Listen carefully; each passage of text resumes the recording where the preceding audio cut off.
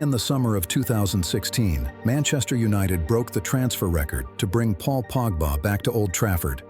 It wasn't subtle, it wasn't patient, it was a declaration. United weren't just signing a midfielder, they were trying to reclaim status. After Sir Alex Ferguson, the club had drifted. Managers changed, styles changed, confidence thinned. Pogba was supposed to end that uncertainty, not just because of his talent, because of what he represented. A player United once let go, returning as a global superstar, world-class ability, World Cup-level reputation, a headline that screamed ambition. This was meant to be the reset button. But there was a problem from the start.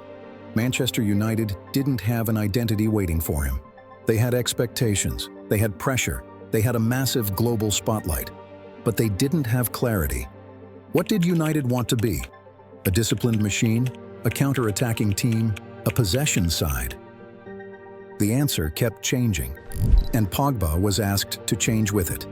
Early on, the optimism felt justified. There were matches where he looked dominant, where his passing opened teams up, where his power and technique made the midfield look easy. But even during the good moments, the same questions hovered. Where exactly does he play? What is his job without the ball? Who covers him when he goes forward? Who leads when the match turns ugly? Those questions never went away, and when questions don't get answered, they turn into blame. By around 2018, the conversation about Pogba shifted. It stopped being about his ceiling. It became about his reliability. Why does he look world-class one week and invisible the next? That's when the story becomes dangerous. Because now you're not judging a player on talent, you're judging him on trust. And trust is everything at a club like Manchester United. The pressure grew louder. Every misplaced pass became evidence. Every casual moment became a headline. Every defeat became a courtroom. Body language, mood, commitment.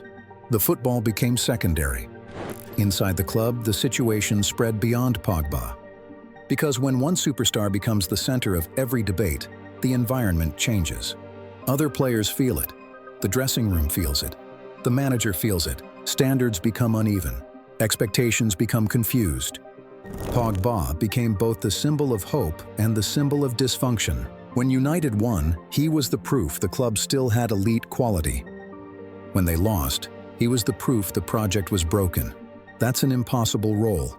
And it didn't help that United never built a stable platform around him. The midfield changed constantly.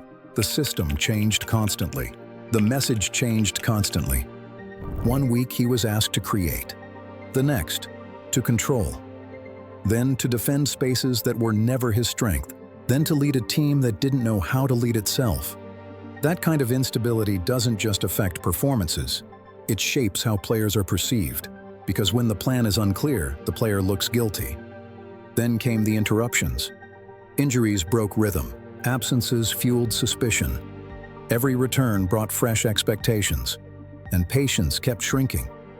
By the early 2020s, the relationship felt tired. Not explosive, not dramatic. Tired. Pogba still had moments of brilliance, passes that only he could see, runs that changed matches, performances that reminded everyone why he cost what he did. But those moments no longer reassured people. They only reopened the same argument. If he can do this, why not always? And that question swallowed everything. Manchester United wanted Pogba to represent stability, leadership, authority, but leadership can't be assigned by fee. It has to align with personality and environment. Pogba was expressive, instinctive, a player who thrives on rhythm and confidence. United were desperate for control, for discipline, for structure, and instead of choosing a direction that suited both sides, the club hovered between identities. That's the real story. Not that Pogba wasn't good enough, that the relationship never made sense. United wanted a symbol of rebirth. Pogba wanted freedom. The club wanted consistency. The system never gave it. And over time, the mismatch turned a superstar into a problem. Not because he set out to be one, because at a club like Manchester United, confusion turns talent into controversy. This wasn't a player who destroyed a club, and it wasn't a club that deliberately ruined a player.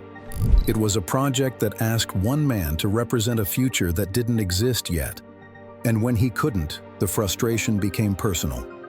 That's why the ending felt so quiet.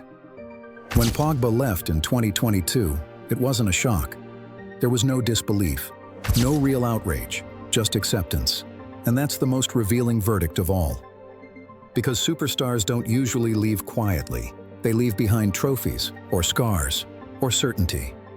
Pogba left behind a warning that superstars can't save clubs that don't know who they are. And that sometimes, the most expensive signing isn't the biggest risk. The biggest risk is signing a name, when what you really need is a plan. If you want more football stories about talent, pressure, and how ambition can turn into a burden, subscribe. Because this is what GoalLine Stories is about.